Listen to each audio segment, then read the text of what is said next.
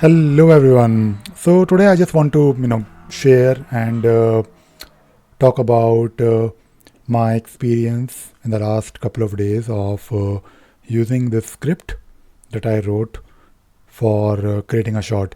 Now I actually ended up creating not one, not two, but I think more than 10 shots in literally 1 hour, and that too when I was having my evening drink.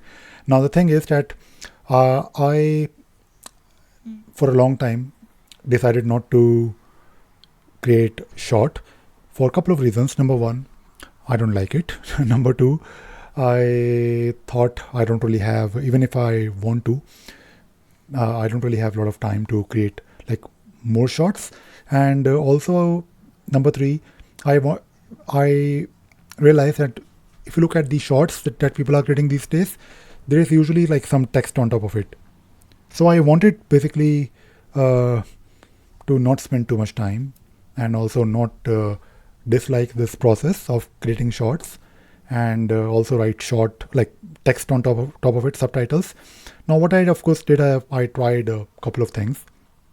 I tried of course writing a shell script which I think wrote maybe 6 months back, but then I didn't use it for a long time. And the script that I wrote earlier was basically converting text into a video with some background music. But I thought, okay, if you have to create a if I have to create a shot, it will be just me talking to camera, sharing some small tip or sharing some knowledge.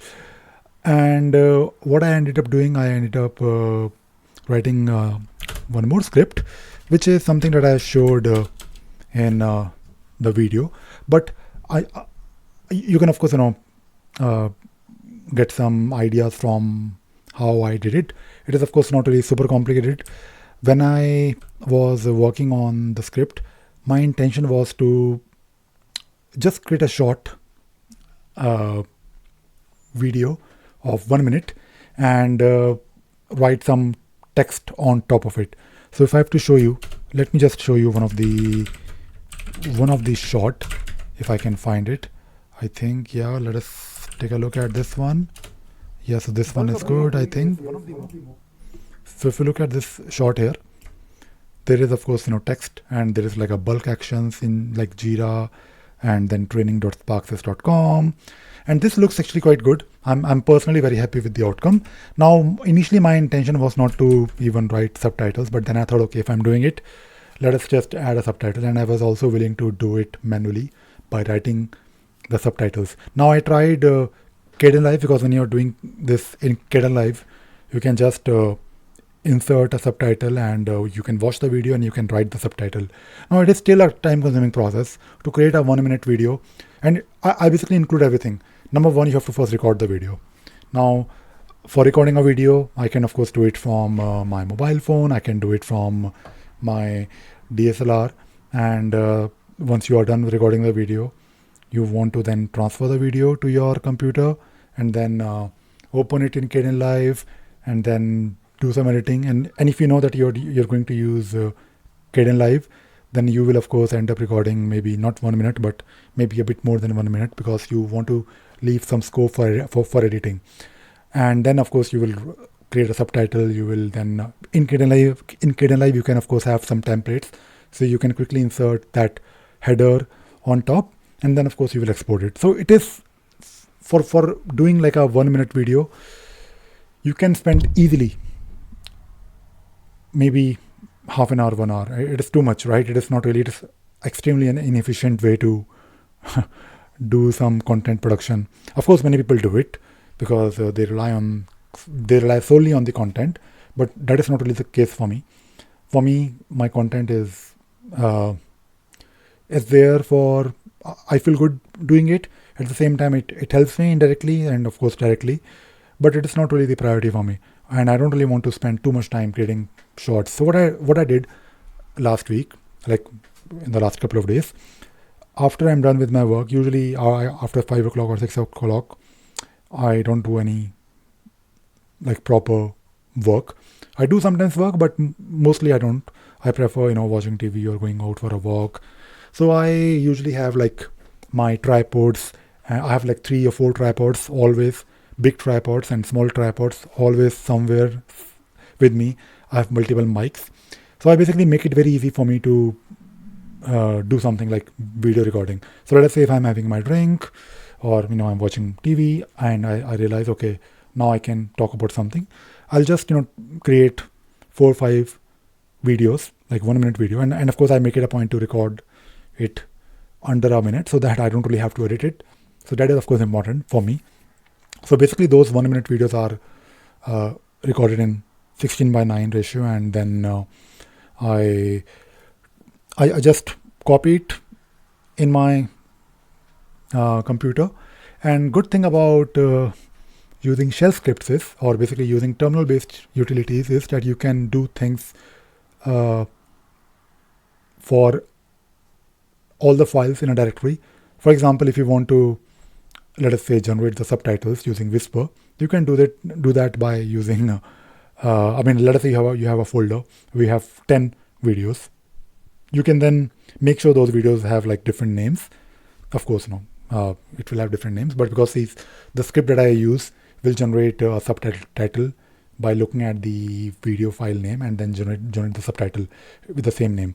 So I can basically generate all the subtitles, and then I quickly review the subtitle of those videos, and then I run this script, which is something that again I just need to pass in the video and then the title and of course subtitle if there is a subtitle, and that is it. And this will generate the videos, and that is it. I'm done. So for doing the same thing, I may end up spending, let us say, 1 hour, like record let us say 8 videos. It may take not 8 minutes exactly, because I will record and then I will think about something, or I will basically between each video I'll think about something. Usually I have like, if I have to talk about my stuff like Jira or Emacs or more, I don't really have to prepare. I always have something to share. But of course I make it a point to do some preparation in my mind, and then and I can actually spend 1 hour but end up with 8 videos. So that is of course being efficient, and the output is exactly the same, because Kernel will do the same thing, and I basically was able to modify this script and also do some formatting on the subtitles. So I think I'm quite happy, proud of myself that I am now going to use nothing but a shell script using ffmpeg to record shorts and process and create the shorts. And I think the most time consuming part was subtitles, and fortunately using Whisper, OpenAI Whisper, it can do it. And I think so far I think I've recorded 10 videos. I just had to modify maybe one video that was, or I think a couple of subtitles, not really a lot. Usually in some of the, Whisper is really good. It will take care of the punctuation and everything. But sometimes you just need to make sure that, for example, I was making a video and I was talking about Jira, and Jira was spelled with G-I-R-A, not J-I-R-A. But surprisingly, in the second, when I did it second time for another video, it was actually using Jira, like Jira with J. So maybe it is learning, or I don't know. I need to figure out how Whisper works. But I guess depending upon the context, it will basically generate subtitles. So this has been great for me. I have created a lot of short videos very quickly, and I don't even feel like I spend too much time because I'm doing it after my usual working hours. And I'm sharing these things with all of you because you may want to create shorts. I don't really want to create shorts, but I will still create it because I know YouTube promotes it, and the kind of work I do, I need people to come to me for work so I can survive, I can make a living. So I think I don't really want to miss out. And I think in a way I'm trying to like it, although it is a bit difficult to teach someone something in 1 minute. But I think that is not the point always.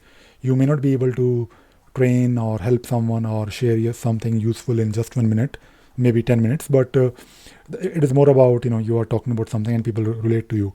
And I think the kind of work I do, I can always talk about one topic, and I can talk about different like things with or around that same topic. For example, when it comes to using Jira, for example, I know that many companies use it, but I have so many stories, I have so many experiences to share. Even if I have to talk about one specific, very specific topic in Jira, I have 10 stories around it. So the point is that if you are, it is like in general, I'm just trying to share. Some people think that they don't really have anything to share, or they want to make the most perfect video. I think that is, you can never really make a perfect video. It's more about what you have to share. What is your story? And people, I think, want to, or they connect to what you have to talk about, not the actual topic itself. All right, that is it. That is it for today's video. I hope I've given you some ideas, and I also hope that you have learned something new today. Thank you very much. Bye bye.